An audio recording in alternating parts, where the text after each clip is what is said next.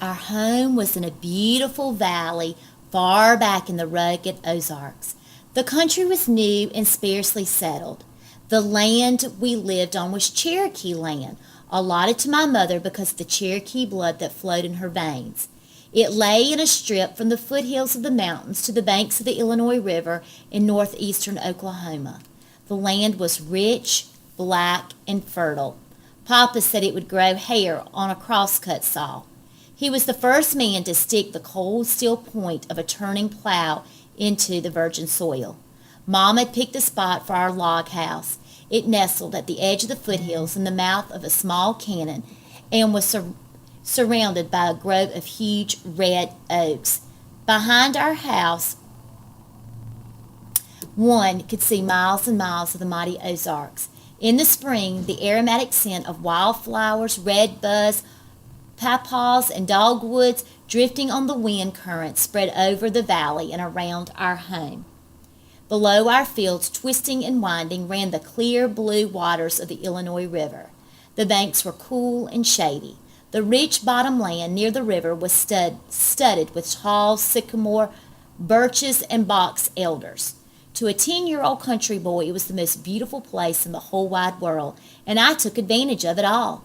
I roamed the hills and the river bottoms. I knew every game trail and the thick canebrakes and every animal track that was pressed in the mud along the river banks. The ones that fascinated me the most were the baby-like tracks of a river coon. I'd lie for hours examining them. Before leaving, I'd take a switch and sweep them all away. These I called my trail books. The next day I'd hurry back, and sure enough, 9 times out of 10, there in the clean swept ground, I would find the tracks of a ring-tailed coon.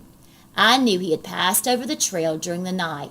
I could close my eyes and almost see him, humped up and waddling along, fishing under the banks with his delicate little paws for crawfish, frogs, and minnows. I was a hunter from the time I could walk. I caught lizards on the rail fences, rats in the corn crib, and frogs in the little creeks that ran through the house. I was a young Daniel Boone. As the days passed, the dog-wanting disease grew worse. I began to see dogs in my sleep. I went back to my father and mother. It was the same old story. Good hounds cost money, and they just didn't have it. My dog-wanting became so bad, I began to lose weight, and my food didn't taste good anymore. Mama noticed this, and she had a talk with Papa. "We're going to have to do something," she said. "I never saw a boy grieve like that. It's just not right. Not right at all." "I know," said Papa, "and I feel just as badly as you do. But what can I do? You know we don't have that kind of money." "I don't care," said Mama. "You've got to do something. I can't stand to see him cry like that. Besides, he's getting to be a problem. I can't get my work done. He follows me around all day long begging for hounds. I offered to get him a dog, but he doesn't want just any kind of dog. He wants hounds, and they cost money. Do you know what the Parker boys paid for those 2 hounds they bought? $75. If I had that much money, I'd buy another mule. I sure do need one." I had overheard this conversation from another room. At first it made me feel pretty good. At least I was getting to be a problem. Then I didn't feel so good. I knew my mother and father were poor and didn't have any money. I began to feel sorry for them and myself. After thinking it over, I figured out a way to help. Even though it was a great sacrifice, I told Papa I decided I didn't want 2 hounds. One would be enough. I saw the hurt in his eyes. It made me feel like someone was squeezing water out of my heart. Papa sat me on his lap and we had a good talk. He told me how hard times were and that it looked like a man couldn't get a fair price for anything he raised. Some of the farmers had quit farming and were cutting railroad ties so they could feed their families. If things didn't get better, that's what he'd have to do. He said he'd give it anything if he could get some good hounds from me, but there just didn't seem to be any way he could right then. I went off to bed with my heart all torn up in pieces and cried myself to sleep. The next day Papa had to go to the store. Late that evening I saw him coming back. As fast as I could, I ran to meet him, expecting a sack of candy. Instead, he handed me 3 small steel traps. If Santa Claus himself had come down out of the mountains, reindeer and all, I would not have been more pleased. I jumped up and down and cried a whole bucket full of tears. I hugged him and told him what a wonderful papa he was. He showed me how to set them by mashing the spring down with my foot and how to work the trigger. I took them to bed with me that night. The next morning I started trapping around the barn. The first thing I caught was Sammy, our house cat. If this doesn't cause a commotion, I didn't intend to catch him. I was trying to catch a rat, but somehow he came nosing around and got in my trap.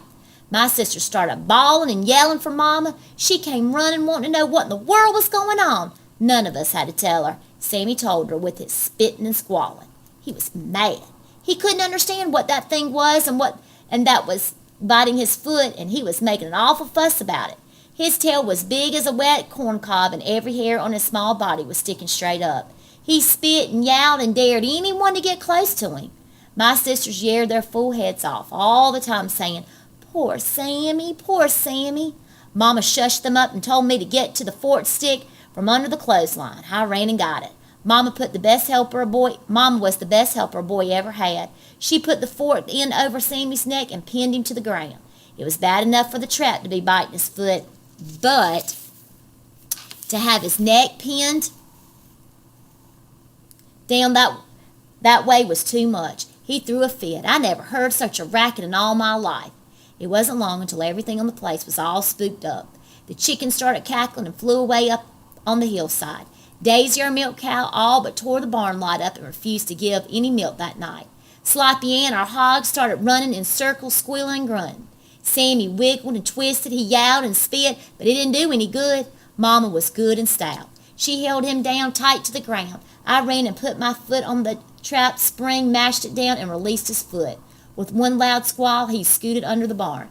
After it was all over, Mama said, "I don't think you'll have any more trouble with that cat. I think he's learned a lesson." How wrong Mama was. Sammy was one of those nosy kind of cats. He'd lie up on the red oak limbs and watch every move I made. I found some slick little trails out in our garden down under some tall hollyhocks. Thinking they were game trail and not knowing they were Sammy's favorite hunting trails, I set my traps. Sammy couldn't understand what I was doing out there, messing around his hunting territory. He went to investigate. It wasn't long until I had him limping with all 4 feet. Every time Papa saw Sammy lying around in the warm sun with his feet trapped in the turpentine rags, he'd laugh until big tears rolled down his cheeks.